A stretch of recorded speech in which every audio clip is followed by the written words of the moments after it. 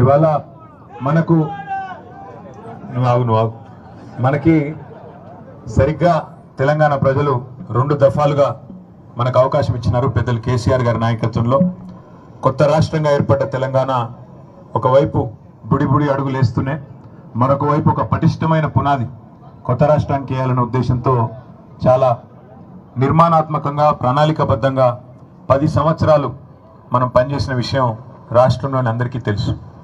అది వ్యవసాయం కావచ్చు, సాగునీటి రంగం కావచ్చు, పట్టణాభివృద్ధి కావచ్చు, పల్లె ప్రగతి కావచ్చు, విద్య కావచ్చు, వైద్యం కావచ్చు, గిరిజన సంక్షేమం కావచ్చు, దళితుల సంక్షేమం కావచ్చు, బలహీన వర్గాలకు పెద్దపీట వేయడం కావచ్చు. మీరు ఏ రంగం అయినా తీసుకోండి, ప్రతి రంగంలో మైనారిటీలు, మహిళలు, ఏ రంగం అయినా తీసుకోండి. 10 ఏళ్లలో తెలంగాణ అనేది భారతదేశానికి ఆదర్శంగా ఏదైతే తెలంగాణ ఈరోజు పాటిస్తుందో దేశం తెల్లారి దాన్ని అనుసరిస్తుందనే పద్ధతుల్లో చాలా పకడ్బందీగా మనం పనిచేయడం జరిగింది. అందుకే 2014లో కేవలం 63 సీట్లు సాధించిన టీఆర్ఎస్ పార్టీ 18 కాడికి వచ్చేసరికి 88 సీట్లు, మనం 25 సీట్లు ఎక్కువ గెలుచుకునే విధంగా ప్రజలు ఆశీర్వదించడం జరిగింది. అయితే 2023 కాడికి వచ్చేసరికి మరి కొంత ప్రజలకు కూడా ఒక సామెత ఉంటుంది కదా తెలుగులో, కొత్తకు వింత పాతకు రోత అని. అట్లే 10 ఏళ్ళు మనల్ని చూసి కొద్దిగా బోరు కొట్టినట్టుంది.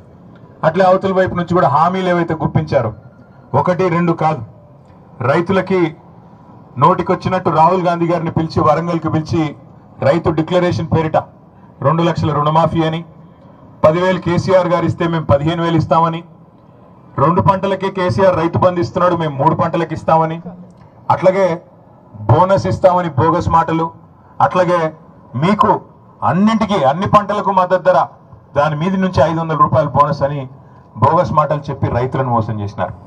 అట్లాగే మా తమ్ముళ్ళు, మా చెల్లెళ్ళు, ఎవరైతే యువకులు యువత ఉంటారో వాళ్ళకు కూడా కేసీఆర్ ఉద్యోగం ఊడగొట్టండి, కేటీఆర్ ఉద్యోగం 2 ఉద్యోగాలు ఊడగొడితే మీకు 2 లక్షల ఉద్యోగాలు ఇస్తానని రాహుల్ గాంధీ గారు వచ్చి నమ్మబలికి ప్రియాంక గాంధీ గారిని కూడా పిలిచి యూత్ డిక్లరేషన్ అని చెప్పి వారి ద్వారా చెప్పించి స్కూటీలు ఇస్తామని, 2 లక్షల ఉద్యోగాలు ఇస్తామని, నిరుద్యోగ భృతి నెలకు 4,000 ఇస్తామని ఇట్లా అడ్డగోలు హామీలు ఇస్తే కొంత మా తమ్ముళ్ళు చెల్లెళ్ళు కూడా వాళ్ళు కూడా నమ్మినారు.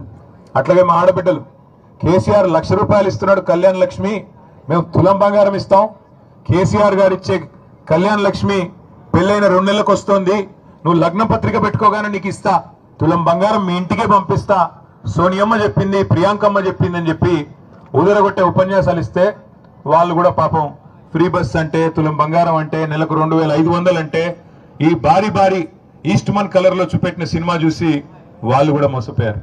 అట్లాగే ఈ రాష్ట్రంలోని పెద్ద మనుషులు, పెద్ద వయసులో ఉండే వృద్ధులు వాళ్ళకు కూడా సినిమా చూపెట్టారు. కేసీఆర్ ఇంట్లో ఒకరికే ఇస్తున్నాడు, ముసలవ్వకో ముసలయ్యకో ఇస్తున్నాడు, మాకు అవకాశం ఇస్తే కేసీఆర్ ఇచ్చే 2,000 ఏముంది, మేము 4,000 ఇస్తాం, ఇంట్లో ఒకరికి కాదు 2కి ఇస్తాం, అత్తకి 4,000, కోడలికి 2,500 అని చెప్పి నమ్మబలికితే పాపం వాళ్ళు కూడా మోసపోయినారు. అట్లాగే బలహీన వర్గాల సోదరులకి బీసీ డిక్లరేషన్ పేరిట 42% రిజర్వేషన్లు, బీసీ సబ్ ప్లాను, 1,00,000 కోట్ల బడ్జెట్ అని చెప్పి ఏదేదో నోటికొచ్చినాయని చెప్పుకుంటూ పోతే కొంతమంది బలహీన వర్గాల సోదరులు కూడా నమ్మి కాంగ్రెస్కి ఓటేసినారు. అందులో మీ జిల్లాలో, ముఖ్యంగా ఉమ్మడి ఖమ్మం జిల్లాలో మరి ఇక్కడున్న రాజకీయ సమీకరణలో భాగంగా కూడా కొంత ఆనాడు 2023లో మనకి నష్టం జరిగింది. కానీ ఒక రకంగా మంచిదే, ఇది మనకు జరిగింది మంచిదే. ఎందుకంటే ఇందాక నేను చెప్పినట్టు కొత్తకో వింత పాతకో రోత అన్నట్టు 10 ఏళ్ళు మనం చూసి మరి తర్వాత ప్రజలకు కూడా కొద్దిగా బోరుగొట్టినట్టుంది, కొత్తదనం కోరుకున్నారు. కేసీఆర్ గారు రోజు బ్రహ్మాండంగా భోజనం పెడుతున్నాడు కానీ ఈయన ఎవరో బిర్యానీ పెడతానంటున్నాడు కదా అని చెప్పి ఆయనకు ఓటేశారు.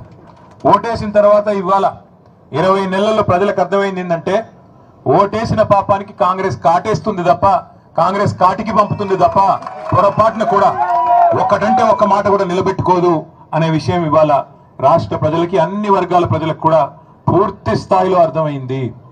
ఇవాళ ఎన్నికలంటూ వస్తే, ఇవాళ ఈ రోజు కనుక ఎన్నికలంటూ వస్తే ఏం జరుగుతుందో రేవంత్ రెడ్డికి తెలుసు, అదే విధంగా బీజేపీ వాళ్ళకు కూడా తెలుసు. కేసీఆర్ గారు 100 సీట్లతో ఏకపక్షంగా ఈ రోజు అధికారంలోకి వస్తారని ప్రతి ఒక్కరికి కూడా తెలుసు, ఇది వాస్తవం. కానీ మన రాజ్యాంగంలో డాక్టర్ బాబాసాహెబ్ అంబేద్కర్ గారు భారతరత్న పెద్దలు, చాలా ముందు చూపు గల పెద్ద మనిషి, దార్శనికుడు, గొప్పవాడు, ప్రపంచ మేధావిగా ప్రఖ్యాతికెక్కిన డాక్టర్ బాబాసాహెబ్ కూడా ఇట్లాంటి దుర్మార్గులు ఇంత అరాచకం చేసే వాళ్ళు ఉంటారని పాపం ఆయన ఊహించలేదు. ఎందుకంటే మాట ఇచ్చి 100 రోజుల్లో 6 గ్యారంటీలు అని చెప్పి మరి ఆ గ్యారంటీలన్నింటినీ పొందబెడతారని చెప్పి పాపం ఆయన కూడా పెద్ద మనిషి ఇంత నీచమైన రాజకీయం ఉంటుందని చెప్పి ఆయన కూడా ఊహించలేదు. అందుకే రాజ్యాంగంలో రీకాల్ వ్యవస్థ పెట్టలేదు. కొన్ని దేశాల్లో ఉంది. రీకాల్ అంటే ఏంటి? ఇచ్చిన మాట కనుక నిలబెట్టుకోకపోతే తిరిగి అధికారం లాక్కునే అధికారం ప్రజలకే ఇచ్చేదే రీకాల్. అది పాపం రాజ్యాంగ నిర్మాత అంబేద్కర్ గారు కూడా ఇట్లాంటి దుర్మార్గులు ఉంటారని ఊహించలేదు కాబట్టి పెట్టలేదు. కాబట్టి మనకు మరొక 3 ఏళ్ళు ఎదురు చూడక తప్పదు. ప్రజలకు కూడా మరొక 3 ఏళ్ళు మరి ఒక్క తప్పు ఓటు వేసినందుకు 5 ఏళ్ళు శిక్ష పడుతుంది అనేది అర్థం కావడానికి కూడా మరి ఈరోజు వారికి కూడా సమయం ఆసన్నమైంది. కానీ ఒక రకంగా మంచిదే. ఎందుకంటే ఎప్పుడైనా సరే జీవితంలో నార్మల్గా ప్రతిరోజు అన్ని సవ్యంగా సాగుతుంటే జీవితం విలువ అర్థం కాదు. ఎప్పుడు కూడా మనకి మన చుట్టూ ఉండే మనుషుల విలువ తెలవాలన్నా లేదా ఒక నాయకుడు విలువ తెలవాలన్నా ఇంకోవైపు ఒక ప్రతినాయకుడు ఉంటే దాని విలువ అర్థమవుతుంది. ఈరోజు అదే జరుగుతూ ఉంది తెలంగాణలో. ఎందుకంటే గుర్రం విలువ తెలవాలంటే అప్పుడప్పుడు గాడిదని కూడా చూడాలి కదా. ఇవాళ అందుకే కాంగ్రెస్ అనే గాడిద ఇవాళ తెలంగాణలో సృష్టిస్తున్న అరాచకం చూసి మరి రైతులు గుండెలు బాదుకుంటా ఉన్నారు. చూస్తున్నారు మీరు. మీ జిల్లాలో 3 మంత్రులు 3 మునగాళ్ళలాగా పోజులు కొడుతూ తిరుగుతూ ఉంటారు. ఒక ఆయన బాంబులను తిరుగుతున్నాడు. ఆ బాంబులు పోయిన దీపావళి కన్నాడు ఇప్పటిదాకా పేలట్లేదు. ఆయన పేరు అందుకే పొంగులేటి కాదు, బాంబులేట్ అయిపోయింది పాపం. ఇంకా 2 మంత్రులు ఉన్నారు. ఒక ఆయన బిజీగా కమిషన్లలో బిజీగా ఉన్నాడు. ఇంకొక ఆయన వ్యవసాయ మంత్రిగా. మరి ఆయన ఏం చెప్తున్నారో రైతులందరూ ఇవాళ ఎరువుల దుకాణాల ముందు లైన్లలో చెప్పులు పెడుతుంటే మళ్ళీ ఆనాటి రోజులు వచ్చాయని పాటలు పాడుకునే దుస్థితి వస్తే మరి ఆయన ఏం చేస్తున్నాడో నాకైతే తెలియదు. 2 లక్షల టన్నుల ఎరువులు ఇవాళ కొరత రాష్ట్రంలో ఉన్నమాట వాస్తవం. ఎరువుల దుకాణాల ముందు చెప్పులు, ఆధార్ కార్డులు పెట్టి మళ్ళీ ఆనాటి రోజులు వచ్చినాయి, నికృష్టమైన రోజులు కాంగ్రెస్ పాలనలో అని వాళ్ళ రైతులు వాపోతున్న రోజులు ఖమ్మం జిల్లాలో కాదు రాష్ట్రం అంతటా కనబడుతున్నమాట వాస్తవం. అందుకే నేను అనేది, మనం ఓటేసేటప్పుడు ఆలోచించుకుని ఓటేస్తే తప్పకుండా మనకి సరైన నాయకత్వం ఉంటే లాభం జరుగుతుంది తప్ప ఎవరిని పడితే వాళ్ళని గెలిపిస్తాం, వాళ్ళు ఆ రోజు చెప్పిన మాటలని మోసపోతామంటే తర్వాత బాధపడడం తప్ప ఇంకోటి ఉండదు. వాస్తవానికి ఇవాళ మనకు ఒక మంచి అవకాశం ఉంది. సరే, శాసనసభకి ఎన్నికలు 3 ఏళ్ళు ఉండొచ్చు కాక, కానీ వేదిక మీద కూర్చున్న వాళ్ళందరం కూడా మేము మీకు మాటిస్తా ఉన్నాం. రేపు రాబోయే రోజుల్లో రాబోయే ఆగస్టు లేదా సెప్టెంబర్ మాసంలోనే స్థానిక సంస్థల ఎన్నికలు జరుగుతూ ఉన్నాయని చెప్పి మరి వార్తలు వస్తూ ఉన్నాయి.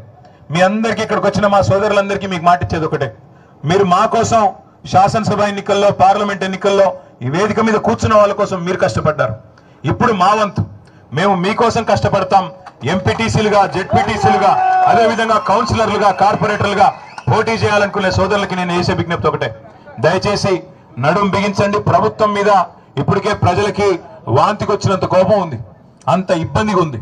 మరి అట్లాంటప్పుడు దీన్ని కనుక మనం సరిగా వాడుకుంటే ఖచ్చితంగా ఖమ్మం జిల్లా పరిషత్తు, అదేవిధంగా కొత్తగూడెం భద్రాద్రి జిల్లా పరిషత్తు కూడా మనం గెలిచేదానికి అవకాశం ఉంది. అట్లాగే మున్సిపాలిటీలు కానీ, మండలాలు కానీ మీరు యువకులు ముఖ్యంగా ముందుకొచ్చి కాంగ్రెస్ ను చీల్చి చెండాడి వాళ్ళు చేసిన మోసాన్ని కనుక ప్రజలకు సవ్యంగా విడమర్చి చెప్పగలిగితే అద్భుతమైన ఫలితాలు సాధించే అవకాశం మన ముందే ఉంది. ఎందుకంటే మీ జిల్లాలోనే ఈ అవకాశం ఎక్కువ ఉంది. ఎందుకంటే గొప్ప ఆశతో ఏదో చేస్తుంది కాంగ్రెస్ అనే ఒక ఆశతో మీ జిల్లాలో ఆ పార్టీకి 9 సీట్లు కట్టబెట్టారు. గెలిచిన మన ఒక ఎమ్మెల్యే కూడా వాళ్ళలోనే కలుపుకున్నారు. ఇప్పుడు మొత్తానికి 10కి 10 వాళ్ళే ఉన్నారు. అదేవిధంగా ఎంపీ గారు కూడా వాళ్ళే గెలిచారు. కాబట్టి మనం అడిగే హక్కు మనకు ఉంది. ఈరోజు ప్రధాన ప్రతిపక్షంగా ఖచ్చితంగా ప్రజల పక్షాన అడిగే హక్కు మనకే ఉంది. ఎందుకు అంటే ఇచ్చిన ప్రతి మాట నెరవేర్చేదాకా ఎన్ని అక్రమ కేసులు పెట్టినా, ఎన్ని రకాల అపసవ్యపు మాటలు మాట్లాడినా, ఎన్ని రకాల డైవర్షన్ పాలిటిక్స్ చేసినా వదిలిపెట్టే సమస్య లేదు. రేవంత్ రెడ్డి భరతం పట్టే బాధ్యత, కాంగ్రెస్ భరతం పట్టే బాధ్యత మనందరం సమిష్టిగా తీసుకుందాం. రేపు ఇక్కడ గులాబీ జెండా ఎగరేసి ఖమ్మం జిల్లాలో ముగ్గురు మంత్రులున్నా వాళ్ళ వల్ల ఏమి కాదు, ప్రజాబలం ముందు ఎవరైనా సరే తల ఒగ్గక తప్పదు అనే సందేశాన్ని రేపు ఖమ్మం జిల్లా నుంచే ఇద్దాం. దానికోసం వాళ్ళు డబ్బులు బాగా ఉండొచ్చు, వాళ్ళకి డబ్బులు పంచి గెలుస్తామనే అభిప్రాయం ఉండొచ్చు. ప్రజలు మేము మాల మీద డబ్బులు కొడితే మాకే ఓటు గుద్దుతారు, మొన్న గుద్దలేదా ఇప్పుడు అట్లే ఇస్తారులే అనుకోవచ్చు.